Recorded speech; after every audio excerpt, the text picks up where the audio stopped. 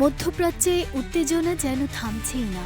Donald ট্রাম্পের দেয়া জাতির উদ্দেশ্যে ভাষণের পরপরই নতুন করে শক্তিশালী ক্ষেপণাস্ত্র হামলা চালিয়েছে ইরান। টার্গেট ইসরায়েলকে পরিপূর্ণভাবে ধ্বংস করা।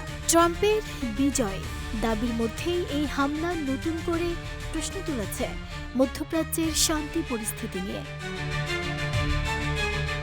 যুক্তরাষ্ট্রের প্রেসিডেন্ট ডোনাল্ড ট্রাম্প যখন ঘোষণা দিচ্ছিলেন অপারেশন এপিক ফিউরির মাধ্যমে ইরানের সামরিক শক্তি প্রায় ধ্বংস হয়ে গেছে, ঠিক তার পরপরই আকাশে দেখা যায় একাধিক ক্ষেপণাস্ত্র। ইসরায়েল বলছে ইরান থেকে ছোড়া হয়েছে এসব ক্ষেপণাস্ত্র। ইসরায়েলি প্রতিরক্ষা বাহিনী আন্তর্জাতিক সংবাদ মাধ্যমগুলোকে জানিয়েছে তাদের এয়ার ডিফেন্স সিস্টেম দ্রুত সময়ের মধ্যেই সক্রিয় হয়ে ইরানের হামলা প্রতিহত করার চেষ্টা করেছে এবং দ্রুতই তারা তাদের এলাকার বাসিন্দাদের নিরাপদে সরিয়ে নিয়েছে। গত কয়েক সপ্তাহ ধরে মধ্যপ্রাচ্যে পাল্টাপাল্টি হামলায় পরিস্থিতি ক্রমেই জটিল হয়ে উঠছে।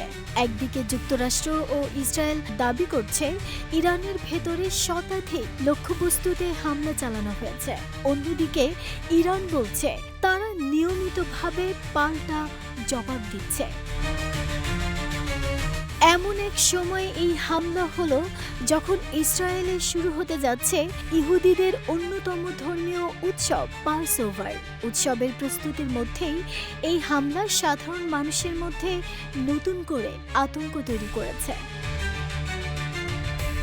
ট্রাম্পের বক্তব্যে যখন যুদ্ধের সমাপ্তি ও শান্তি প্রতিষ্ঠার ইঙ্গিত মিলছিল, ঠিক তখনই ইরানের এই হামলা প্রমাণ করছে মাঠের বাস্তবতা এখনো ভিন্ন।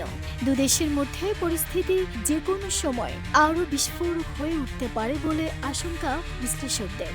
নাহিদা, স্মৃতি, দেশ রূপান্তর।